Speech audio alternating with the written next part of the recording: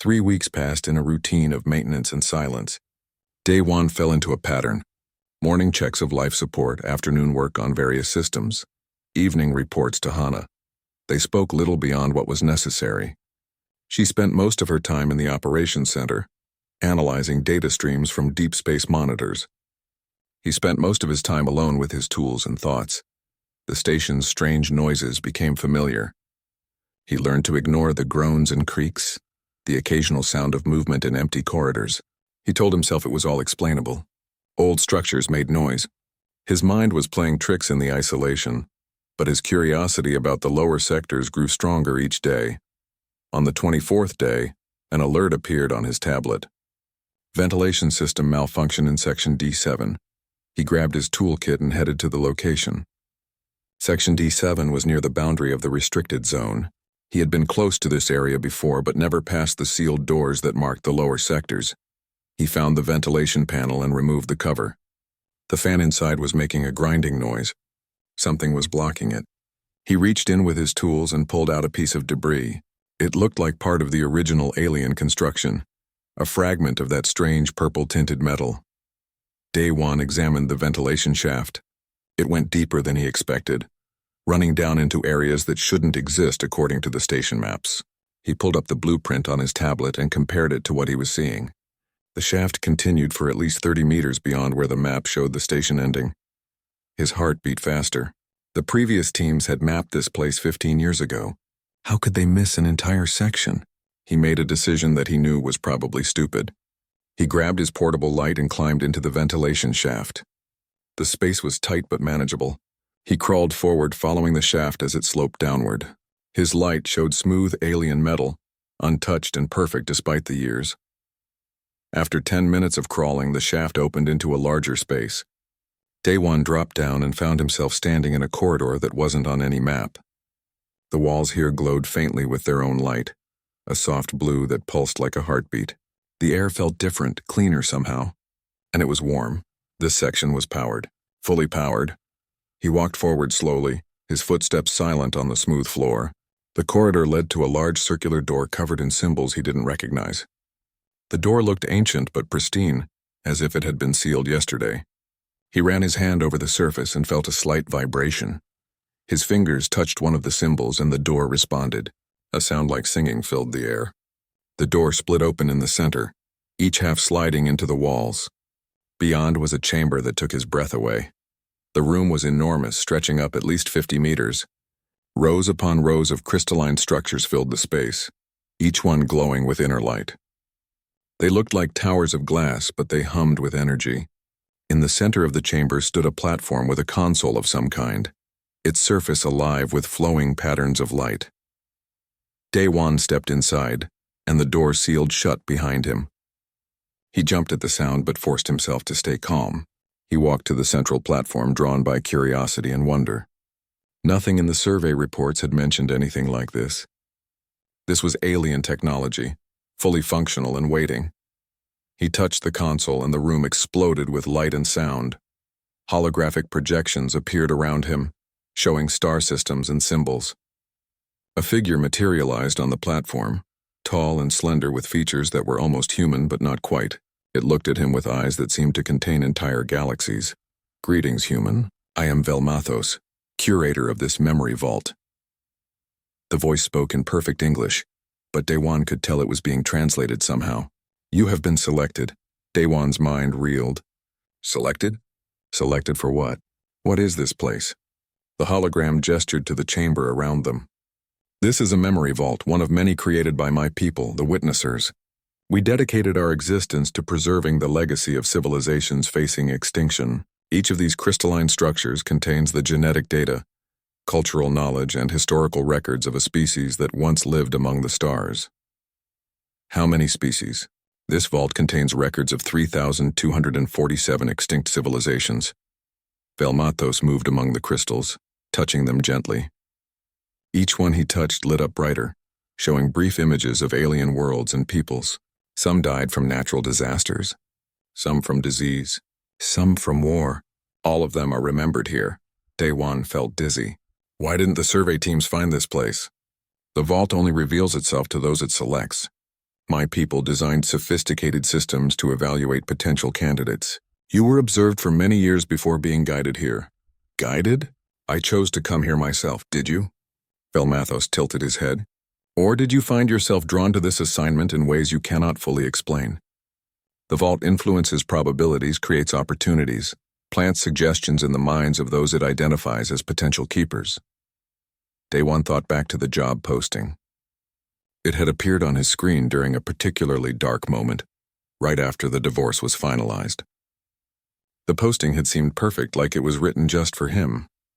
He had applied immediately, without his usual careful consideration, and his application had been approved within hours, unusually fast for Frontier Development Corps. What does it mean to be selected? The witnessers are gone, destroyed by forces I will explain in time. But before we fell, we created these vaults and scattered them across the galaxy. Each vault has an artificial intelligence, a curator like myself, programmed to find worthy inheritors among the younger species. You are the first human to prove worthy of this knowledge. I'm just a maintenance engineer. I fix pipes and check air filters. I'm nobody special. Velmathos moved closer, his form flickering slightly. You are adaptable. You are curious. You seek purpose beyond yourself. These qualities made you ideal, and you will need them all in the days ahead. Why? What's coming? The hologram's expression grew serious. The same force that destroyed my people.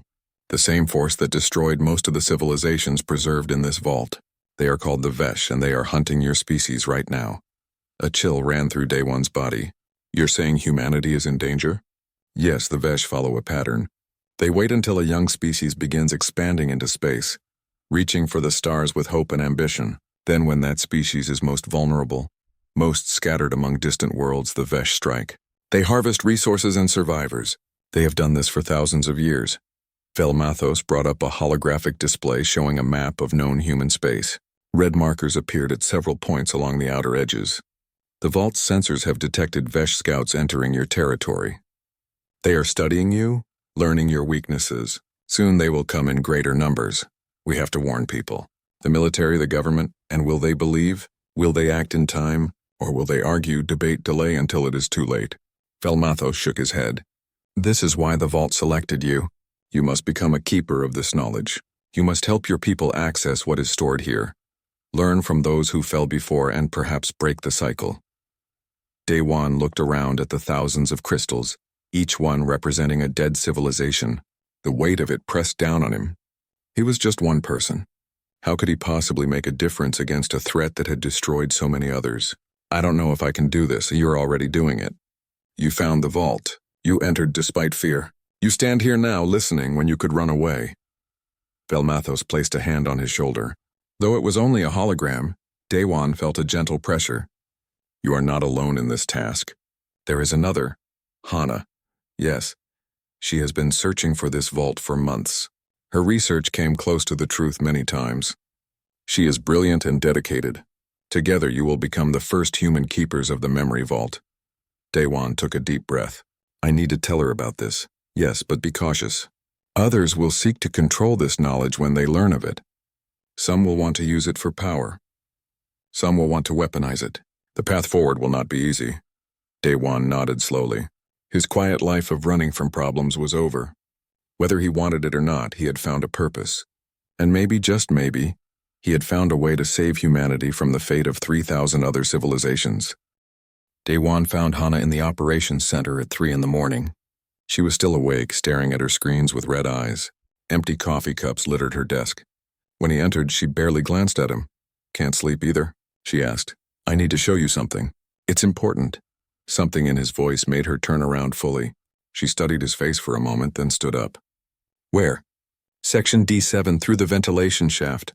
Her eyes widened. You went into the restricted zone? Are you crazy? Maybe, but I found something. Something that changes everything. He met her gaze. You've been researching the station's builders, haven't you? The Witnessers? Hana went very still. How do you know that name? It's not in any official records, might because I met one. Sort of. A hologram. An artificial intelligence named Velmathos. He took a breath. There's a hidden chamber below the station. It's called a memory vault, and I think you need to see it. For a long moment, Hana just stared at him. Then she grabbed her tablet and jacket. Show me. They made their way through the silent corridors to section D7. Day1 led her through the ventilation shaft, crawling through the narrow space until they reached the hidden corridor. When they dropped down into the glowing passage, Hana gasped, "This is impossible. This section doesn't exist on any map. I've studied every blueprint, every scan." She ran her hand along the wall, feeling the warmth and gentle pulse. "It's powered." Fully powered. They walked to the circular door. When Day1 touched the symbol, it opened just as before. The chamber beyond took Hana's breath away. She stood frozen at the entrance, staring at the thousands of crystalline towers reaching toward the ceiling. Velmathos appeared on the central platform. "Welcome, Hana Lee. I have waited a long time for you to arrive." Hana's hand went to her mouth. "You're a witnessers. I thought your species was just a theory, fragments of legends from other cultures.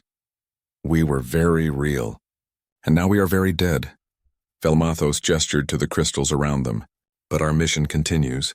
These are the memories of 3,000 civilizations that fell to extinction, each one preserved so they might not be forgotten." Day1 watched as Hana walked forward in a daze. She approached the nearest crystal and touched it gently. The structure lit up, showing images of an alien world with 2 suns and cities of glass and light. "The Kelmar civilization," Velmathos explained. "They lasted 8,000 years before a plague destroyed them. Their knowledge of medicine and biology is preserved here. Their art, their philosophy, their dreams." Tears ran down Hana's face. "It's beautiful. It's the most beautiful thing I've ever seen." Over the next hours, Velmathos explained everything to both of them. He showed them records of civilization after civilization. Some had been peaceful, focusing on art and exploration. Others had been warriors, building vast empires. All of them had fallen, most to a pattern that repeated across the stars.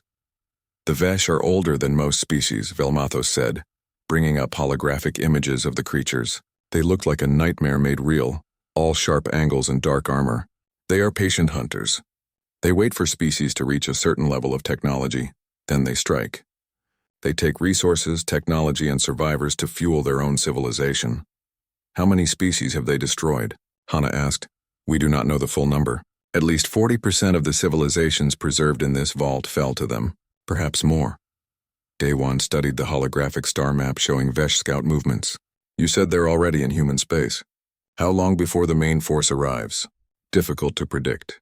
Based on historical patterns, between 6 months and 2 years. They are thorough in their reconnaissance." Hana pulled up data on her tablet, comparing it to the information Velmathos provided. "We need to warn people. Earth, the colonies, everyone, and what will you tell them?" Velmathos asked. "That an ancient alien threat is coming? Will they believe you without proof? And if they do believe, what will they do with this vault?" "Use it to defend ourselves," Day1 said.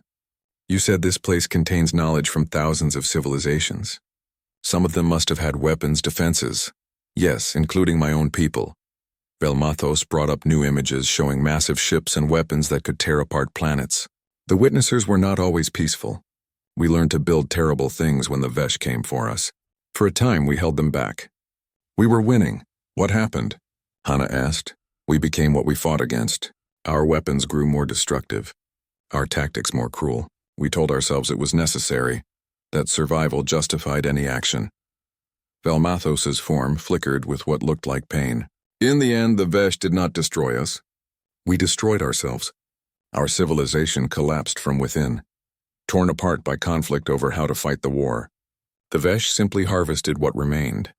The chamber fell silent. Day1 felt cold despite the warm air. "So we're doomed either way. Either we don't fight hard enough and they destroy us, or we fight too hard and destroy ourselves. That is the cycle. That is why I exist, why all the vaults exist." Velmathos moved among the crystals.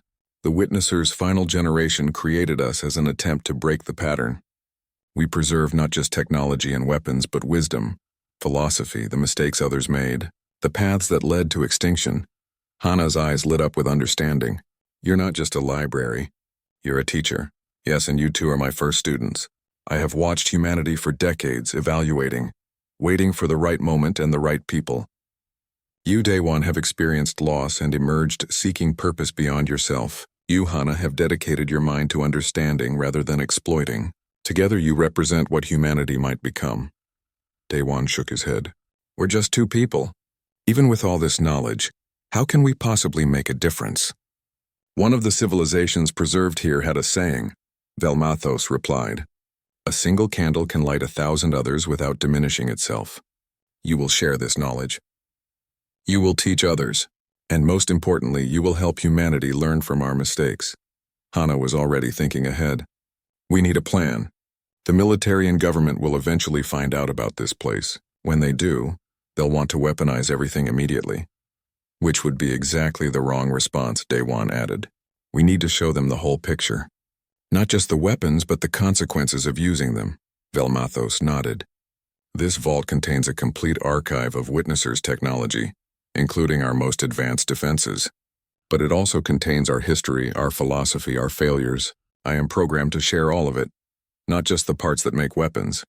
Can you show us the defensive technology? Honor asked. Not to use it now, but to understand what we're working with. Of course.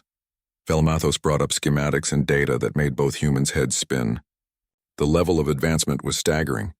Shield systems that could absorb and redirect energy, materials that could repair themselves, power sources that seemed to violate known physics.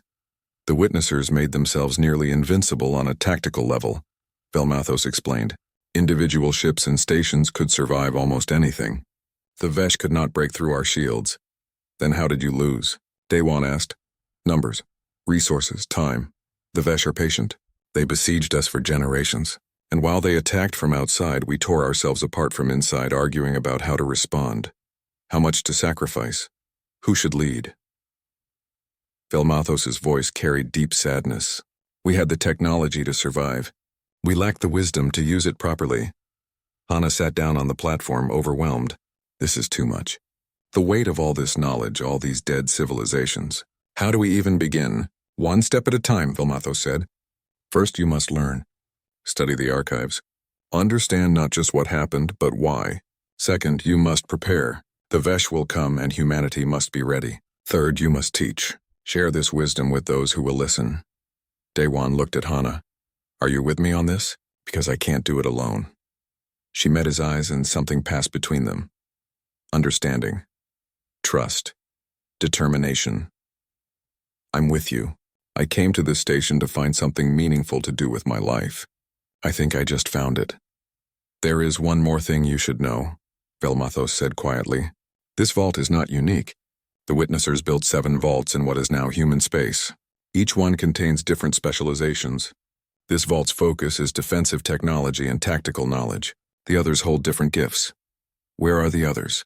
Daewon asked. I do not have exact coordinates. The vaults were designed to remain hidden until found by worthy seekers, but I can provide search parameters that will narrow the possibilities. Hana stood up, energy returning to her tired body. Then we have work to do. We need to study everything here. We need to find the other vaults, and we need to figure out how to warn humanity without causing panic or having this place seized by the military. Actually, Daewon said slowly, we might have less time than we think. An inspection team is due in 2 weeks. Both Hana and Velmathos turned to look at him. Why didn't you mention this before? Hana demanded. I just remembered. Standard quarterly inspection. Someone named Director Tae-sung Park is coming. Hana's expression darkened. I know that name. He's been pushing to completely shut down this station. The transport ship left Daewon standing alone on the docking platform. He watched it disappear into the black void of space, taking with it the last connection to civilization. The air tasted recycled and old. His breath made small clouds in the cold atmosphere of Station Virmus 7. Daewon pulled his jacket tighter around his body. The station stretched out before him like a sleeping giant. Strange curves and angles made up the walls. Nothing like human architecture. The metal had a purple tint under the dim lighting. Whoever built this place had been gone for a very long time. He checked his tablet for the station layout. The map showed only basic areas marked by previous survey teams. Living quarters, operations center, storage bays, and a large section labeled unstable restricted access. That last part made him nervous, but he pushed the feeling away. He was here to do a job. 6 months of maintenance work, nothing more. The walk to the living quarters took 15 minutes through winding corridors. His footsteps echoed in the empty halls. Every shadow seemed to move just beyond his vision. Daewon told himself it was just his imagination. He was tired from the long journey. That was all. When he reached the residential section, he found his assigned room easily enough. The door opened with a hiss. Inside, the space was small but functional. A bed, a desk, a small bathroom. The previous engineer had left in a hurry. Personal items still cluttered the desk. A coffee mug sat half full. The liquid inside long since dried to a dark stain. Photos were pinned to the wall, showing a smiling man with his family. Daewon wondered why someone would leave all this behind. He unpacked his few belongings and tried to settle in. The silence pressed against his ears. Back on Earth, there had always been noise. Traffic, people talking, music from neighbors' apartments. Even during his divorce, when the apartment felt empty, there had been the sounds of the city. Here there was nothing but the low hum of life support systems. A chime sounded from his tablet. A message appeared. Report to Operations Center. Hana Lee. Daewon made his way through the corridors again, following the map. The Operations Center sat at the heart of the station. When he entered, he found a woman sitting at a console surrounded by multiple screens. Her dark hair was pulled back in a messy knot. She didn't look up when he walked in. "You're late," she said. "The transport just arrived 30 minutes ago. I came as soon as I unpacked. You should have come here first." Hana finally turned to look at him. Her eyes were tired with dark circles underneath. "I'm Hana Lee. I handle data analysis and monitoring. You're the new maintenance engineer." Daewon Kim. "Nice to meet you." She didn't respond to the greeting. Instead, she pulled up a file on one of her screens. "These are your primary duties. The life support system needs checking every 3 days. The power generators require weekly maintenance. Water recycling has been acting strange lately. Fix that first, understood. Is it just the 2 of us on this station?" "Yes, there used to be 4 people here, but they cut the assignment down to minimal crew. The station is being phased out. In another year, it will be completely abandoned." Daewon looked around the operations center. Banks of alien technology lined the walls, most of it dark and inactive. What did the original builders use this place for? Nobody knows. The first survey team stripped out anything valuable 15 years ago. What's left is just the structure. We use it as a monitoring post for deep space readings. Boring work. She turned back to her screens. Your quarters are in Section B. Mine are in Section C. Stay out of the lower sectors. The structure is unstable there. The previous engineer left. That's all you need to know. Her tone made it clear the conversation was over. Daewon spent the rest of the day familiarizing himself with the station's systems. The water recycling unit was indeed malfunctioning. He spent hours tracing pipes and checking filters. The problem turned out to be a simple blockage easily fixed. But something about the station's layout bothered him. The pipes ran in strange patterns, taking long routes when shorter ones would work better. It was as if the station had been designed for something other than its current use. That night he lay in bed staring at the ceiling. Sleep didn't come easily. The station made noises, creaks and groans that sounded almost organic. He told himself it was just metal expanding and contracting with temperature changes. All stations made noises, but some sounds seemed to come from deep below, from those restricted lower sectors.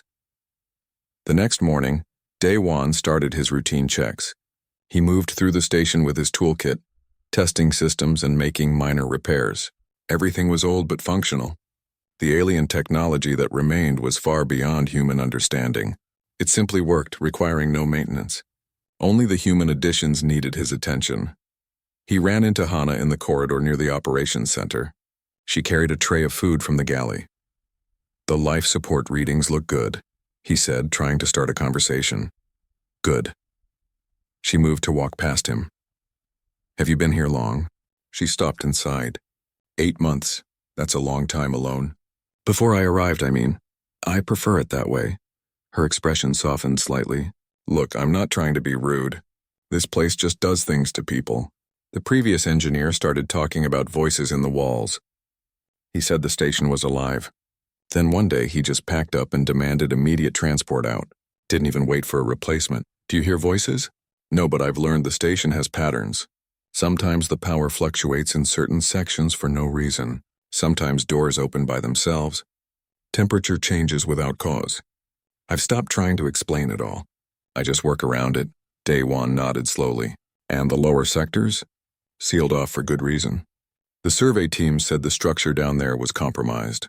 Could collapse at any time. Don't go exploring. She met his eyes. I mean it.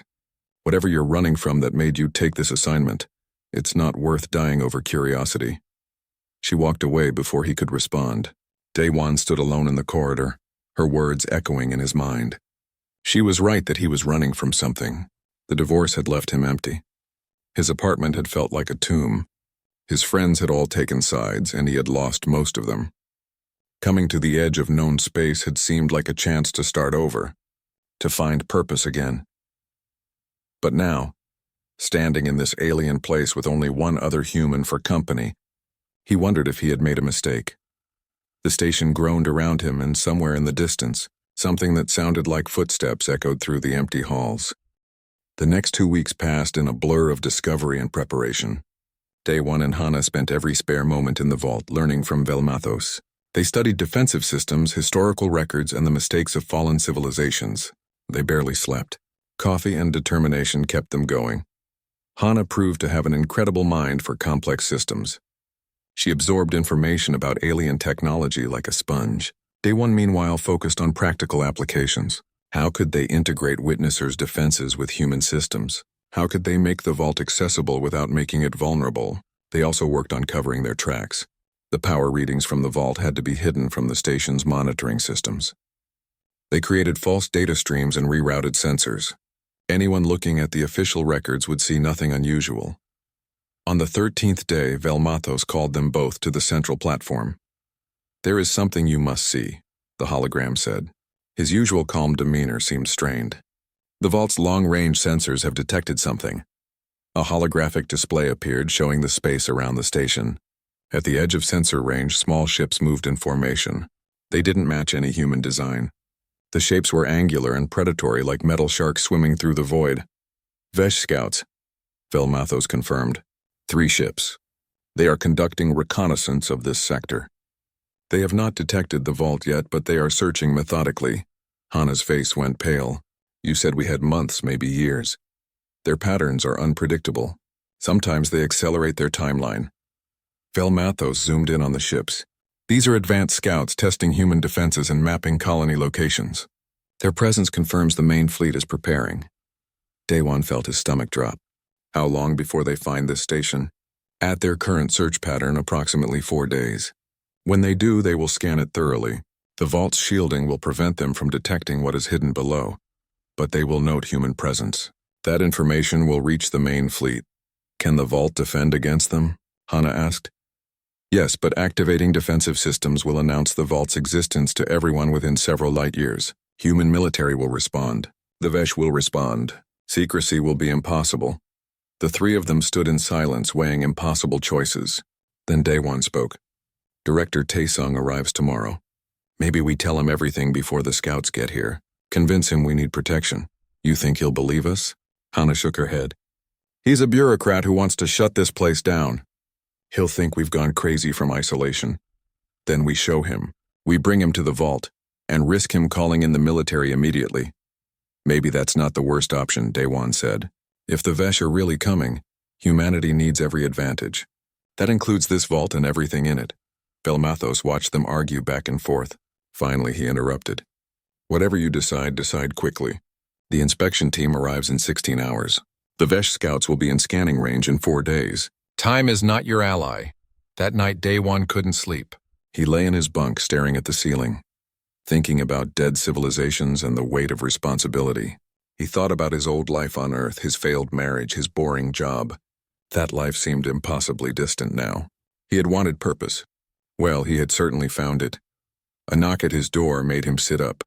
Hana stood outside, looking as tired as he felt. Can't sleep either? She asked. No, too much in my head. She came in and sat at his desk. For a moment, neither spoke. Then Hana said, I need to tell you something. The real reason I took this assignment. You don't have to. Yes, I do. Because if we're going to be partners in this, you should know. She took a breath. I'm sick, terminal. Some genetic disorder the doctors can't cure. I have maybe 2 years left, probably less. Daewon felt like he'd been punched. Hana, I'm so sorry. Don't be. I made peace with it. That's why I came here. I wanted to do something meaningful with the time I have left. I wanted to find something bigger than my own mortality. She smiled slightly. I guess I found it. The vault's medical archives, I know. I've been studying them. The Kelmar had advanced genetic medicine. Maybe there's something there that could help. But that's not the point. She met his eyes. The point is that I'm not afraid anymore. For months, I've been angry at the universe for the bad hand it dealt me. Now I realize how lucky I am. I get to be part of something that might save billions of lives. How many people can say that? Daewon reached out and took her hand.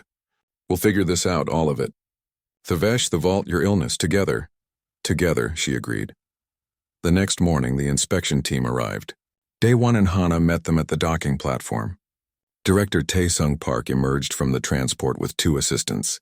He was a thin man in his 50s with sharp eyes and an expression that suggested he found everything slightly disappointing. Engineer Kim, Analyst Lee. He didn't offer to shake hands. Let's make this quick. I have 3 other stations to inspect this week. They gave him the standard tour. Operations Center, life support systems, power generators. Taesung noted everything on his tablet with mechanical efficiency. He asked pointed questions about resource usage and maintenance costs. This station is operating at minimal efficiency, he declared. The cost of keeping even 2 people here cannot be justified. I'm recommending full decommissioning within 3 months. Director Park, Hana began. There are factors you're not aware of, such as the unauthorized power consumption. He pulled up data on his tablet. I've been monitoring station usage remotely. There are discrepancies in the power readings. Significant energy is being diverted somewhere. Where is it going? Daewon and Hana exchanged glances. This was the moment. They could lie and probably get away with it for now, or they could take the risk. We need to show you something, Daewon said. They led Director Taesung through the station to Section D7. He complained the entire way about protocol violations and proper procedures. But when they climbed through the ventilation shaft and emerged in the glowing corridor, he fell silent. This is impossible, he whispered. This section isn't on any maps. No, Hana said. It's not. The circular door opened, revealing the chamber beyond. Director Taesung stood frozen at the threshold, staring at the thousands of crystalline towers. His tablet slipped from his hand and clattered on the floor. Velmathos appeared. Welcome, Director Park. I am Velmathos, curator of this memory vault. For several seconds, Taesung just stared. Then his training took over. I need to report this immediately. This is first contact with alien intelligence. There are protocols. There isn't time for protocols, Daewon interrupted. The Vesh are coming. Over the next hour, they told him everything. Velmathos showed him the records of extinct civilizations. They explained the threat, the pattern, the danger humanity faced.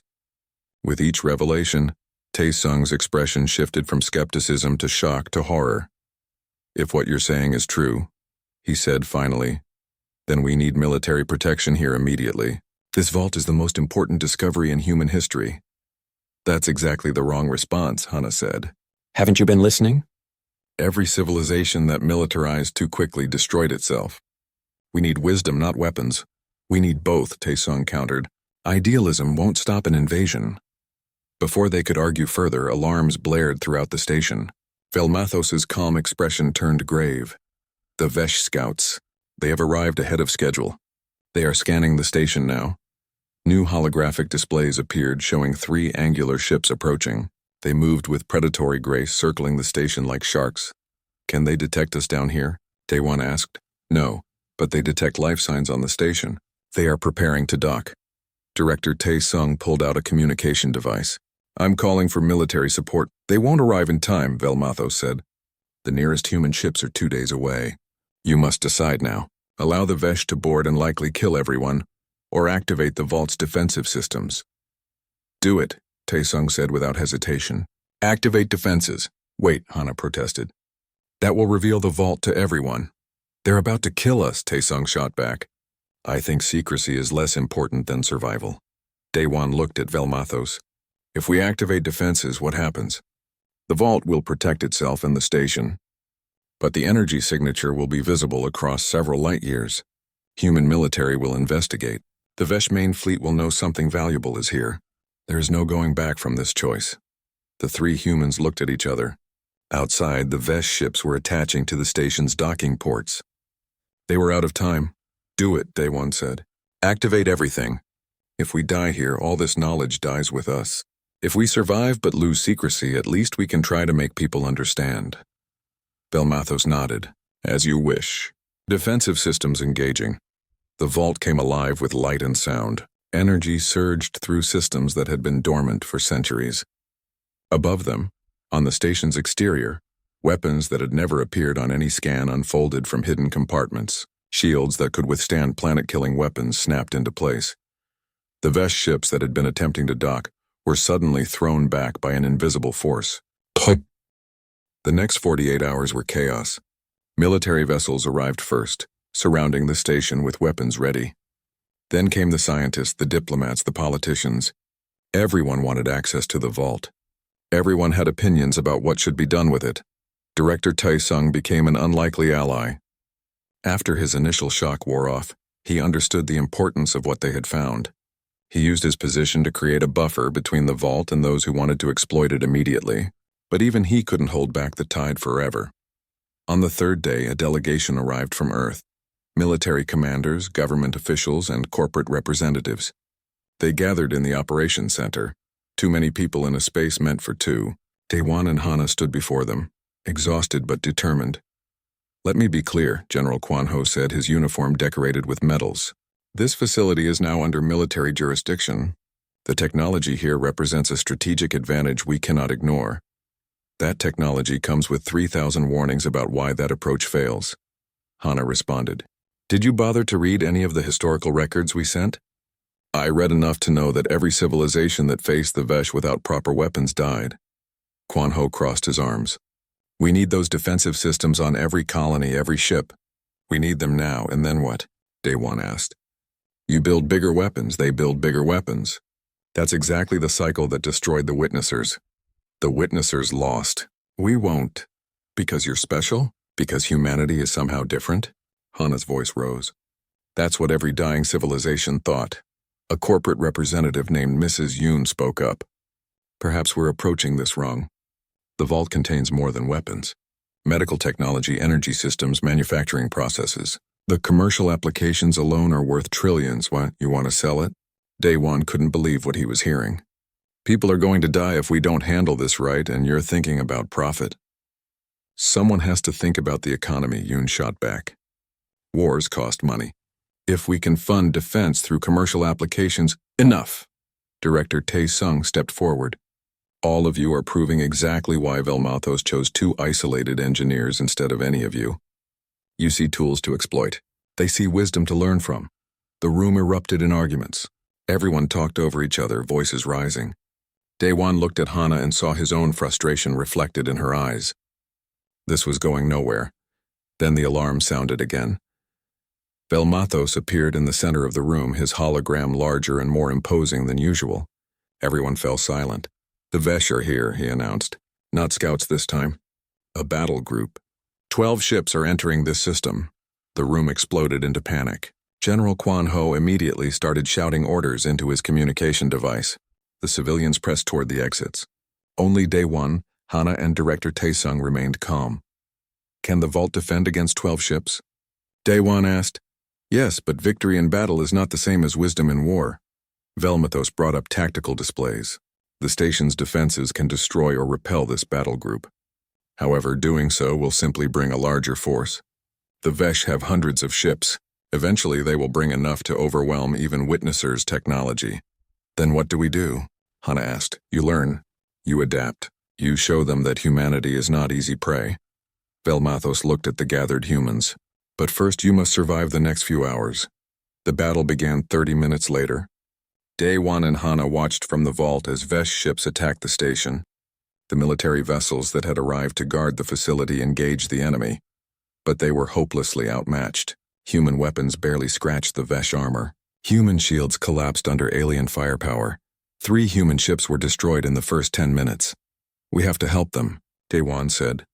Activating full offensive capabilities. Velmathos replied. The station transformed. Weapons emerged from hidden compartments all over the structure. Energy beams lanced out with perfect accuracy, striking Vesh ships in critical locations. Shields that had withstood the initial assault buckled under the assault. 2 Vesh ships exploded. 3 more retreated with heavy damage, but the remaining Vesh adapted quickly. They spread out, trying to divide the station's fire. They targeted the human ships, using them as shields and hostages. The battle became more complex, more desperate. In the vault, Hana worked frantically at one of the consoles. "Velmathos, can we transmit tactical data to the human ships? Show them where the Vesh are vulnerable?" "Yes, uploading targeting information now." The tide of battle shifted. Human ships, now armed with knowledge of Vesh weak points, fought more effectively. They focused fire on shield generators and power systems. Working together with the station's superior weapons, they began to push the Vesh back. The battle lasted 2 hours. When it ended, 7 Vesh ships had been destroyed or disabled. The remaining 5 retreated to the edge of the system, regrouping. On the human side, 5 ships were destroyed and 3 badly damaged. Hundreds of people were dead. In the aftermath, the operations center was somber. General Quan Ho looked like he had aged 10 years. The corporate representatives were gone, evacuated on the first transport out. Only the core group remained: Daewon, Hana, Taesung, Quan Ho, and a handful of others. "That was a small force," Velmathos said quietly. "A test, the main Vesh fleet will be far larger." "Then we need to mass-produce these weapons," Quan Ho said. "Retrofit every ship, fortify every colony." "That will take years," Taesung pointed out. "We don't have years." Hana looked up from her console, excitement in her tired eyes. "Maybe we don't need to fight them at all." "Not directly." Everyone turned to look at her. "I've been studying the records of how different civilizations responded to the Vesh. The ones that just fought back all lost eventually, but there were a few exceptions. Species that survived not by winning battles, but by making themselves too costly to attack." "Explain," Quan Ho demanded. "The Vesh are predators, but they're also pragmatic. They attack when the benefit outweighs the cost. If we can demonstrate that conquering humanity would cost more than they'd gain, they might move on to easier targets." "You're suggesting we negotiate?" Taesung looked skeptical. "No. Negotiation implies they see us as equals. We need to prove we're not worth the effort." Hana pulled up data on her screen. "The vault contains information about Vesh tactics and psychology. They're ancient, but they're not infinite. Every ship they lose, every resource they spend is a cost. If we can hurt them badly enough in the first major engagement, they might decide humanity is too dangerous to be worth harvesting." Daewon saw where she was going. "We turn this station into a demonstration. We don't just defend ourselves. We destroy them so completely that they think twice about coming back. And we document everything," Hana added. "We record the battle and transmit it to every human colony. We show people what we're facing and what we're capable of. We unite humanity not through fear but through knowledge." Velmathos nodded slowly. "This approach has merit. Several civilizations in the vault's records survived the Vesh through similar strategies. They became what my people called thorns. Too painful to grasp, too costly to harvest." "It's still a gamble," Quan Ho said. "If we're wrong, if they decide to commit everything to destroying us, we're finished." "We're finished anyway if we just react without strategy," Taesung said. "I support this plan." Over the next week, they worked frantically to prepare. Velmathos opened more of the vault's archives, sharing technology selectively. Not just weapons, but shield systems, power generators, manufacturing techniques. Human engineers across the colonies worked day and night to implement what they learned. But more importantly, Hana and Daewon worked with scholars and historians to distribute the vault's accumulated wisdom. They made sure people understood not just how to fight, but why previous civilizations had failed, the mistakes to avoid, the patterns to break. A young scientist named Jiwoo arrived at the station, one of hundreds of volunteers who wanted to help. Daewon took her under his wing, teaching her about the vault and its purpose. She reminded him of himself just months ago, uncertain, searching for meaning. He hoped she would find it, as he had. When the Vesh main fleet arrived 3 weeks later, humanity was as ready as it could be. 60 Vesh ships entered the system, enough firepower to destroy worlds. They came expecting easy conquest. They found something else entirely. The battle was fierce and terrible. Space lit up with weapons fire and explosions. Human ships fought with new tactics and technologies, guided by knowledge from the vault. The station itself was a fortress, its defenses cutting through Vesh forces with brutal efficiency. But it was the coordination that made the difference. Humans fighting together, sharing information instantly, adapting as a unified force. Every ship captain had access to the Vault's tactical database. Every crew knew exactly where to strike for maximum effect. The Vesh lost 20 ships in the first hour. They retreated to regroup, then attacked again. And again. Each time they lost more ships than they destroyed. The cost kept rising. After 8 hours, the Vesh fleet retreated. They had come with 60 ships and left with 27. They did not come back. In the vault, Daewon and Hana watched the sensor data as the Vesh jumped to faster than light speed and disappeared.